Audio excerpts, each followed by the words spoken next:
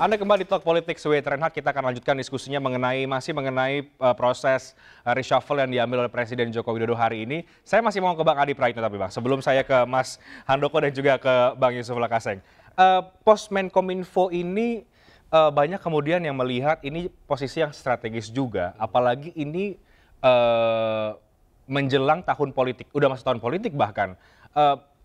Dengan penunjukan Budi Aris Setiadi, apakah Anda melihat juga ini adalah bagian dari Pak Jokowi yang memastikan bahwa pos-pos strategis ini akan sesuai dengan apa yang kemudian ia bayangkan di tahun 2024? Ya pastinya Pak Jokowi itu ingin memastikan bahwa semua produk politiknya yang sudah dimimpikan 10 tahun itu landingnya bagus, termasuk di Menkominfo. Kenapa di awal saya sebut Budi Ari jawabannya? Ini adalah sosok yang dipercaya betul oleh Jokowi, yang selama ini memang iman politiknya nggak nyerong-nyerong, lurus aja ke Jokowi. Jadi itu faktor utama sebetulnya. Faktor utama. Ya? Jokowi itu hanya ingin memastikan bahwa ketika menteri ditunjuk sebagai pembantunya, loyalitasnya itu tidak double. Kan banyak pengurus partai, ketum partai, bahkan sekjen partai. Loyalitasnya ini kan bersayap, Pak. Satu sisi dia berpikir tentang bagaimananya partai besar, bahkan ada yang sibuk kampanye, ada yang sibuk soal copras dan capres, sibuk soal bagaimana kongsi politik. Nah, di tangan Budi Aris sebenarnya ingin dipastikan bahwa persoalan Menkominfo itu tuntas ya tuntas-tuntasnya, terutama yang soal tol laut itu, Pak.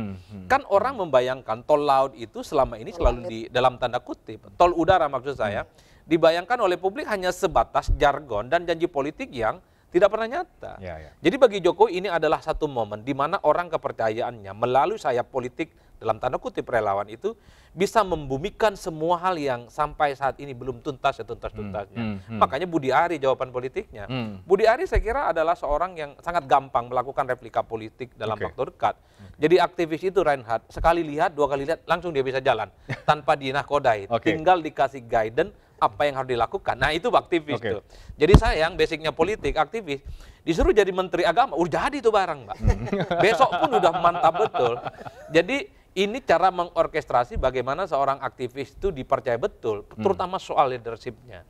Karena apapun bisa dilakukan dalam waktu cepat, karena apapun itu bisa dilakukan dengan setuntas-tuntas. Oke, ini menurut Anda tidak ada kaitannya dengan dukungan-dukungan Pak Jokowi lah ke capres yang mana? Karena kan begini, ini kan yang juga belakangan lagi rame juga sebetulnya sosok Budi Ari sendiri kan, Projo sendiri yang kemudian dibaca ke Prabowo lah atau kemana, atau bahkan sebagian juga kemudian di internal Projo juga mendukung Pak Ganjar.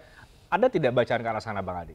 Saya kira tidak ada ya. Sampai saat ini Jokowi sebenarnya masih ingin kelihatan bahwa persoalan yang diinginkan itu semuanya tuntas dan disampaikan secara vulgar kepada para menterinya. Jangan terlampau sibuk cawe-cawe dengan urusan-urusan pilpres. Kan Jokowi ingin memastikan semua hal tentang keinginan politiknya itu tuntas ya tuntas-tuntasnya Reinhardt. Jadi memang di luaran banyak yang ngomong ini bagian dari politik balas jasa karena Budi Ari misalnya dilihat mampu menerjemahkan keinginan Jokowi di Pilpres 2024, dekat ke 08. Tapi bagi saya terlampau sederhana menurut saya. Karena yang mendukung 08 bukan hanya Budi Ari, banyak lah kira-kira begitu. Dan yang mendukung Ganjar Pranowo juga banyak kan kira-kira begitu. Di kalangan aktivis relawan ya, pada level elit mungkin sangat kelihatan Budi Ari misalnya dipersepsikan lebih dekat ke 08. Tapi kan Andi Gani misalnya agak beda itu mazhabnya, lebih ke GP dan seterusnya. Bagi saya terlampau simplistis, tapi satu hal yang pasti, Jokowi itu sepertinya ingin memuliakan para relawan politiknya, Pak. Ini pada posisi puncak, pada posisi mulia, bahwa relawan itu bukan hanya tim hore-hore di luar partai, Pak. Tapi ini bisa menjadi satu instrumen politik, bukan hanya untuk menang, tapi untuk menuntaskan semua hal yang diinginkan oleh Jokowi. Jawabannya Budi Ari, kan di situ jawabannya. Oke, menarik. Bang Yusuf, perlukah kemudian Pak Jokowi yang tadi sudah dibuka pembicaraan oleh Bang Adi Praitno juga melakukan reshuffle kepada menteri-menteri yang menjadi oposan dari dalam gitu seperti Partai Nasdem? Ya reshuffle itu sekali lagi saya bilang prerogatif presiden ya. Tentunya presiden punya cara sendiri menertibkan ya kawan koalisi yang dianggap sudah tidak tertib ya. Dan cara Jokowi ini memang unik dan menarik ya. Dia nggak mau langsung mengganti ya, tapi ada satu proses dulu ya yang menyebabkan ada turbulensi sehingga harus diganti gitu ya. Kita tunggu saja, kan Menteri Pertanian kan lagi diperiksa oleh KPK ya, sampai di mana nanti ya proses hukumnya. Kalau sudah tersangka, saya pikir juga keniscayaan akan di reshuffle gitu ya. Tapi apakah Anda melihat ada keinginan dari publik soal itu yang tadi dikatakan oleh Bang Adi Praitno bahwa publik kan juga menantikan bahwa ini juga reshuffle-nya tidak berhenti sampai di pengganti Menkominfo saja gitu. Ya kalau saya presidennya sih saya ganti. Ya. Karena ya kita nggak butuh kawan dua kaki gitu ya.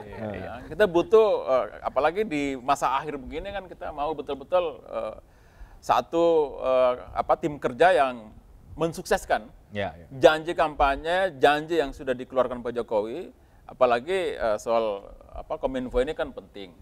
Dan banyak juga peminatnya, Pak. Iya, soal posisi Menteri Pertanian penting. Bahkan sudah beredar sebelumnya, sebelum pelantikan ini kan beredar nama Pak Muldoko ya, akan menggantikan. Jadi biasanya kalau beredar-beredar begini, sebentar lagi kan jadi fakta gitu ya. Karena ya bocoran itu tidak mungkin tidak ada sumbernya, tidak mungkin ada asap, tidak ada api gitu ya. Oke. Kira gitu. Oke, sekarang saya bertanya ke Mas Handoko sebagai relawan ya Pak Jokowi. Apakah kemudian sebagai relawan juga Mas Handoko punya pandangan yang sama? Reshuffle ini sebaiknya kemudian dilakukan juga tidak cukup sampai di posisi Menkominfo saja. Dalam arti mengganti menteri dari partai yang kita sudah tahu punya pilihan yang berbeda dengan Pak Jokowi. Kalau kami cita-cita tertingginya ya bahwa sebagai relawan Pak Jokowi itu mampu menuntaskan pemerintahan ini dengan baik, menghasilkan legasi yang baik bagi bangsa ini. Nah, sebenarnya kemudian perlu tidaknya melakukan reshuffle segala macam.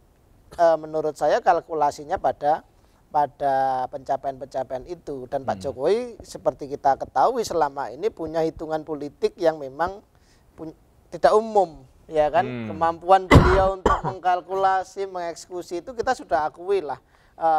Ya itu tadi kalau Bang Yusuf sekarang presiden udah langsung ganti aja kan gitu, tapi Pak Jokowi tidak begitu. Nah inilah yang tidak umum yang Anda lihat itu yang seperti apa? Apalagi dalam konteks mengganti menteri ya.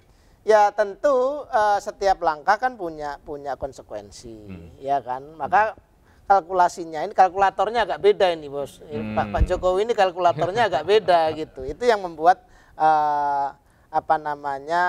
prosesnya seperti ini. Tetapi saya tidak mau terlalu jauh soal apakah perlu reshuffle berikutnya atau tidak. Yang penting bagi kami adalah target-target dari Pak Jokowi yang sudah menjadi prioritas kayak tadi misalkan di Kominfo ini. Soal tol udara ini bagaimana kita harus membangun infrastruktur digital ini sampai ke pelosok-pelosok sehingga kemudian ya seperti kita tahu program BTS itu kan dulu hanya diambil dari dana USO yang dikelola Bakti. Karena kemudian pengen kita percepat diintervensi oleh APBN kan seperti itu. Yang sayangnya kemudian malah jadi masalah ketika para pelaksananya menyalahgunakan kewenangan seperti itu. Nah, jadi bagi kami tentu pencapaian-pencapaian itulah yang utama.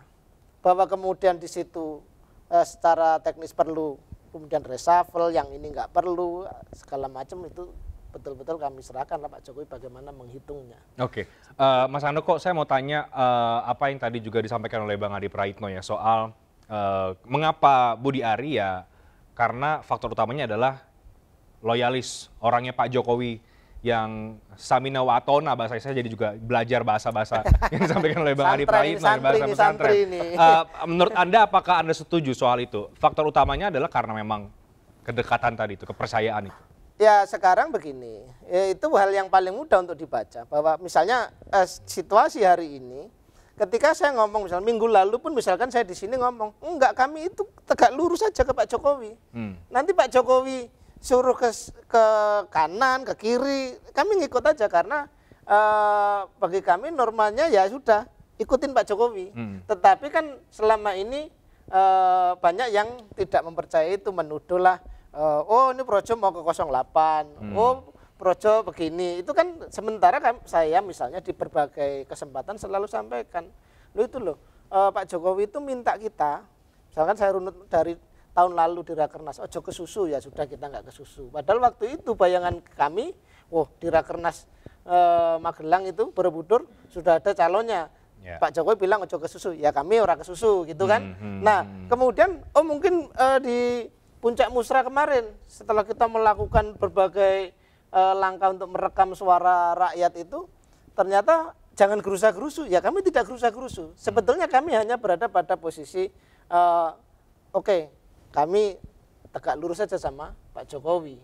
Seperti itu, bahwa kemudian itu yang kebaca hari ini dan dikaitkan dengan penunjukan ketua umum kami sebagai Menkominfo, ya itu logika yang memang paling gampang untuk dipahami seperti itu. Oke, jadi yang Anda mau katakan adalah penunjukan ini memang karena ada faktor loyalisnya Pak Jokowi itu yang nomor satu kan? Tentu bagi kami secara internal ya. Tentu bagi kami secara internal bahwa ini ada semacam apresiasi. Ya kan, kami merasa loyalitas kami, ya kan, ketegak lurusan kami kepada Pak Jokowi kali ini mendapatkan apresiasi. Itu betul, ada perasaan semacam itu. Di kawan-kawan juga muncul lah pasti perasaan seperti itu. Sehingga kemudian dalam sejarah Republik kali ini kita menyaksikan hari ini ada relawan yang jadi menteri. Yang sebelumnya mungkin belum pernah terjadi. Itu ada situasi batin semacam itu pasti ada. Oke. Bang Yusuf, apa yang Bang Yusuf ingin tanggapi atau saya ingin tanya bagaimana kemudian melihat penunjukan Mas Budi Ari ini kalau disebut sebagai memang karena ikut Pak Jokowi begitu ya. Di saat di momen yang tadi juga kita sampaikan bahwa ini juga tengah ramai juga nih tensi politik soal dukungannya Projo lah, kemana, ke 08 atau ke Ganjar, apa yang Bang Yusuf lihat? Ya kalau dihubungkan dengan Projo yang kelihatannya mendekat ke 08, saya kira sih tidak. Ya pertimbangan Budi Ari jadi diangkat menteri. Ya pertimbangannya politik sebagai loyalis ya. Pak Jokowi mau memastikan di sisa 1 tahun periodenya ini betul-betul pembantunya adalah mereka-mereka yang bisa dipercaya ya. Dan Budi Ari ini kan aktivis. Aktivis itu leadershipnya pasti bagus ya. Saya kira kalau misalkan dia punya problem kapasitas soal kemampuan teknokratisnya yang kurang, tinggal kumpulin aja orang-orang pintar menjadi staf ahlinya untuk menyusun apa program di sisa 1 tahun terakhir ini untuk membereskan semua pekerjaan yang tersedia, dan kalaupun ada pekerjaan baru yang bernas yang itu menjadi legasi besar, silakan dituntasin gitu ya. Anda yakin bahwa seorang Budi Ari bisa menjalankan peran itu sebagai partai pendukungnya Pak Jokowi di sisa masa akhir jabatan ini, Bang Yusuf? Harusnya bisa, karena Budi Ari ini adalah pembuktian satu generasi yang menurut saya, dia adalah aktivis 98. Aktivis 98 ini belum pernah sampai pada posisi tertinggi dalam kekuasaan. Baru Budi Ari nih sampai menteri. Yang lainnya tadi itu baru ada Wamen, ada komisaris BUMN. Jadi Budi Ari ini dia harus membuktikan bahwa aktivis 98 itu kredibel, dipercaya untuk mengelola kekuasaan. Harus dia ingat bahwa dulu ya cita-cita reformasi 98 itu ya pemerintahan bersih, ya permintaan yang baik. Ya, itu yang harus diemban oleh Budi. Dia buktikan nih di Kominfo ini mengelola 1 kementerian, proyek BTS beres tuntas tuh 7.904 BTS terbangun tanpa korupsi. Ya, jangan sampai mengulangi kesalahan yang dilakukan oleh Menteri Nasdem Johnny G. Plate ya. Itu harus menjadi pembuktian. Saya kira Budi Ari harusnya bisa dan tidak boleh gagal. Oke, tanggapan Mas Handoko. Bagaimana? Ya, oke, kalau saya sudah sampaikan tadi bahwa memang ini bagi kami apresiasi ini juga merupakan sebuah tantangan. Ini sangat menantang memang, ya kan, di tengah berbagai situasi yang jujur tidak mudah. Ini kementerian yang tidak mudah, ya kan, tengah menjadi sorotan publik, ya kan, sampai kemudian seperti tadi orang nggak ada itu bayangin Budi Ari jadi Menteri Kominfo kan sudah tidak kebayang gitu kan. Tetapi ini di tengah situasi itulah justru kami sudah ya tadi malam saya juga ngobrol banyak dengan Ketua Umum Budi Ari, ya sudah yang penting kita perform aman, kemudian bagaimana ini kita bisa memberesin berbagai persoalan. Jadi itu yang bagi kami ya hari ini menjadi tantangan. Mudah-mudahan Menkominfo yang baru mampu segera merapikan barisannya, menyusun langkah-langkah, dan situasi-situasi kritikal semacam ini saya pikir bukan situasi yang pertama kali yang kita hadapi. Tantangannya jelas berat. Ada tugas-tugas yang tadi juga diingatkan juga oleh Bang Yusuf Lakaseng sebagai Menkominfo. Bagaimana kemudian Ketua Umum Projo ini bisa fokus ke sana di tengah dinamika politik yang terus bergulir. Kemarin jadi Wamendes juga kan agak cukup ramai itu bahas-bahas soal Pilpres. Nah, ketika jadi Menkominfo ini porsinya akan gimana nih Mas Handoko? Tapi dijawabnya nanti. Kita break dulu segmen terakhir ya. Kami akan segera kembali sesaat lagi.